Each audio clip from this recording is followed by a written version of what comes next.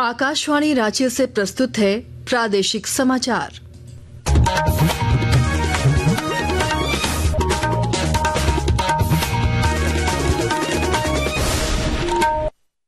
नमस्कार, प्रादेशिक समाचारों के साथ मैं आसिया नाजली। पहले मुख्य समाचार। प्रधानमंत्री नरेंद्र मोदी ने कर राहत और मध्यम वर्ग की आकांक्षाओं को पूरा करने के लिए सरकार के कदमों पर दिया जोर। कहा, पिछले 12 वर्षों में 25 करोड़ लोग गरीबी से बाहर निकले। शारदीय नवरात्र की आज से हुई शुरुआत। प्रधानमंत्री नरेंद्र मोदी, राज्यपाल और मुख्यमंत्री ने लोगों को दी शुभकामनाएं। रामगढ़ पुलिस ने अंतर जिला चोर गिरोह का किया पर्दाफाश। चोरी की एक कार और 11 बाइक बरामद, 3 अपराधी गिरफ्तार। और झारखंड प्रतिभा फुटबॉल टूर्नामेंट का फाइनल मैच रामगढ़ में हुआ संपन्न। मंत्री योगेंद्र प्रसाद और विधायक ममता देवी ने खिलाड़ियों को किया प्रोत्साहित। और अब समाचार विस्तार से। प्रधानमंत्री नरेंद्र मोदी ने कहा कि पिछले 12 वर्षों में 25 करोड़ लोग निर्धनता से उबरे हैं। कल राष्ट्र के नाम अपने संबोधन में प्रसन्नता व्यक्त करते हुए उन्होंने कहा कि इस वर्ष सरकार ने 12 लाख रुपए तक की आमदनी को कर से राहत प्रदान की, ताकि मध्यम वर्ग के जीवन में व्यापक सुगमता और सरलता लाई जा सके। उन्होंने कहा कि नए मध्यम वर्ग की अपनी आकांक्षाएं हैं। उन्होंने कहा कि उनके कर बोझ को आसान बनाने के लिए सरकार ने कदम उठाए हैं। मध्यम वर्ग के लोगों को दोहरा फायदा होगा। पिछले 11 साल में देश में 25 करोड़ लोगों ने गरीबी को हराया है और गरीबी से बाहर निकल करके 25 करोड़ का एक बहुत बड़ा समूह नियो मिडिल क्लास के रूप में आज देश के अंदर बहुत बड़ी भूमिका अदा कर रहा है। इस नियो मिडिल क्लास की अपनी एस्पिरेशंस हैं, अपने सपने हैं और स्वाभाविक है जब 12 लाख रुपयों का इनकम टैक्स में राहत हो जाए तो मध्यम वर्ग के जीवन में तो कितना बड़ा बदलाव आता है। प्रधानमंत्री नरेंद्र मोदी के नेतृत्व में सेवा और सुशासन मंत्र से अभिप्रेरित सरकार परिवर्तन तथा प्रगति की दिशा में लगातार काम कर रही है। विशेष श्रृंखला सेवा पर्व में आज हम चर्चा करेंगे कि मोदी सरकार ने किस तरह लाखों लोगों का जीवन सुगम बनाने के लिए किफायती आवास और आधुनिक शहरी बुनियादी ढांचा सुनिश्चित किया है। प्रधानमंत्री नरेंद्र मोदी के नेतृत्व में सरकार ने पिछले 11 वर्षों में अटल संकल्प के साथ पूरे देश में परिवर्तन की नींव रखी है। नागरिकों को केंद्र में रखकर किए गए सुधारों से लोगों का जीवन सरल और सुगम हो गया है। इन सुधारों से खासकर वंचित वर्ग के लोगों को विशेष लाभ हुआ है। सबको किफायती आवास उपलब्ध करवाने के लिए विशेष प्रयास किए जा रहे हैं। Our cities cannot prosper without availability of affordable housing.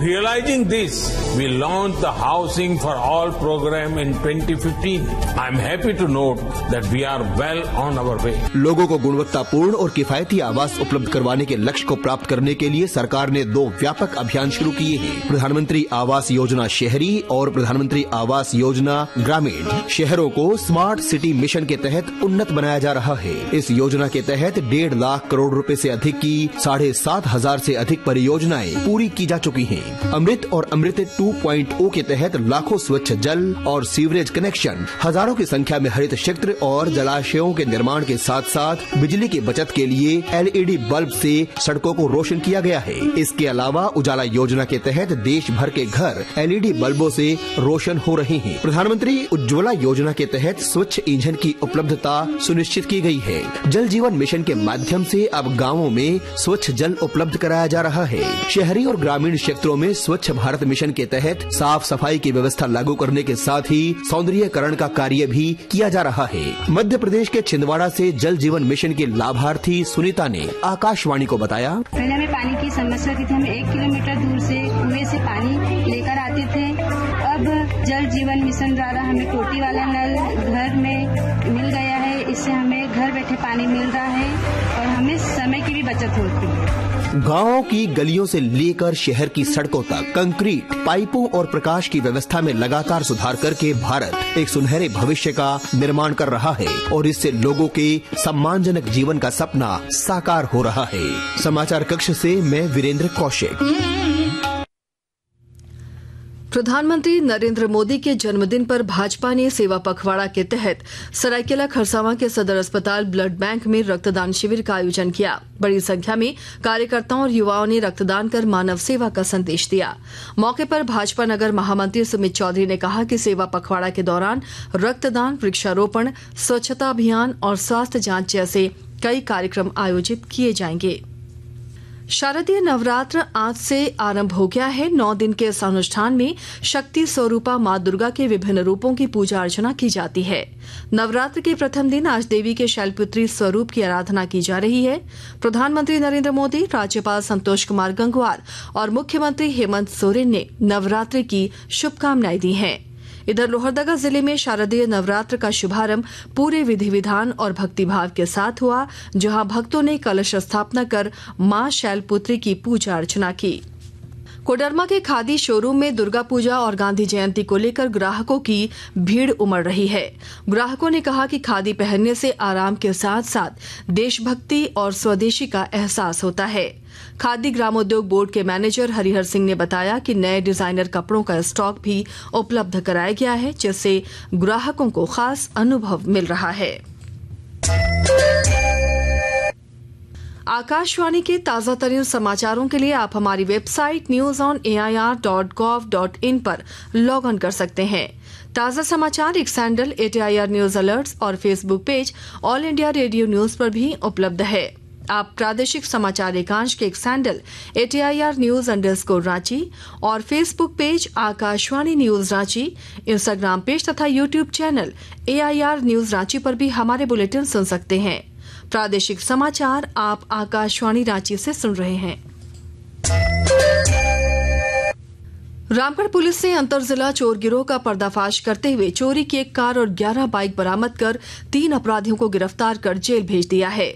पकड़े गए आरोपियों के खिलाफ रांची, रामगढ़ और हजारीबाग में दर्जनों मामले पहले से दर्ज हैं और ये नकली आरसी बनकर चोरी की गाड़ियों की बिक्री करते थे। पुलिस अधीक्षक अजय कुमार ने बताया कि बरामद वाहन छाड़ियों में छुपाए गए थे और आरोपियों की निशानदेही पर आगे भी छापेमारी जारी है। घरेलू शेयर बाजार में सेंसेक्स और निफ्टी आज सुबह मामूली गिरावट के साथ कारोबार कर रहे थे।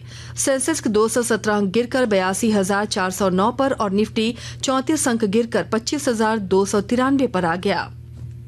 सराफा बाजार में आज रांची में 22 कैरेट सोने का भाव 1,03,000 रुपए प्रति 10 ग्राम है, जबकि चांदी की कीमत 1,37,000 रुपए प्रति किलो है। गढ़वा जिले में भारत निर्वाचन आयोग के निर्देश पर मतदाता सूची विशेष संक्षिप्त पुनरीक्षण कार्यक्रम चलाया जा रहा है। विस्तृत ब्यौरा दे रहे हैं हमारे संवाददाता।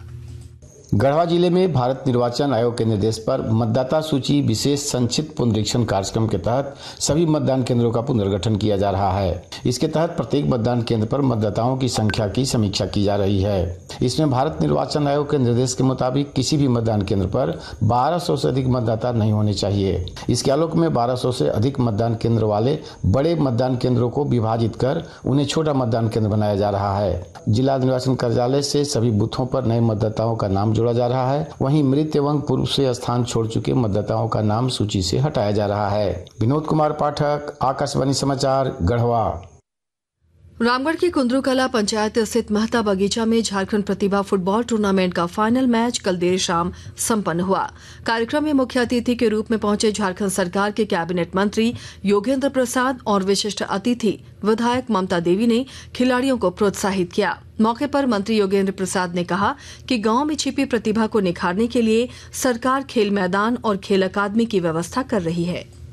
इस गांव, इस क्षेत्र, इस प्रखंड, इस जिले में जो प्रतिभा छिपी है उस प्रतिभा को निखारने के लिए उचित प्लेटफॉर्म प्रत्येक साल आप तैयार करते हैं। हमारे अंदर प्रतिभा आप कर सकते हैं। हमारे पार्टी के बेदिया जी कह रहे थे कि भाई मैदान की जरूरत है कि आप जमीन चिन्हित करो, मैदान सरकार बनाएगी।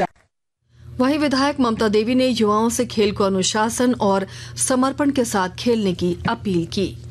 और अब अंत में मुख्य समाचार एक बार फिर। प्रधानमंत्री नरेंद्र मोदी ने कर राहत और मध्यम वर्ग की आकांक्षाओं को पूरा करने के लिए सरकार के कदमों पर दिया जोर। कहा, पिछले 12 वर्षों में 25 करोड़ लोग गरीबी से बाहर निकले। शारदीय नवरात्र की आज से हुई शुरुआत। प्रधानमंत्री नरेंद्र मोदी, राज्यपाल और मुख्यमंत्री ने लोगों को दी शुभकामनाएं। रामगढ़ पुलिस से अंतर जिला चोर गिरोह का किया पर्दाफाश। चोरी की एक कार और 11 बाइक बरामद, 3 अपराधी गिरफ्तार।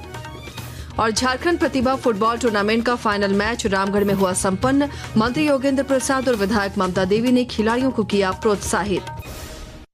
इसके साथ ही आकाशवाणी रांची से प्रादेशिक समाचार का ये बुलेटिन समाप्त हुआ। अगला प्रादेशिक समाचार बुलेटिन दोपहर 2:55 पर प्रसारित किया जाएगा। नमस्कार।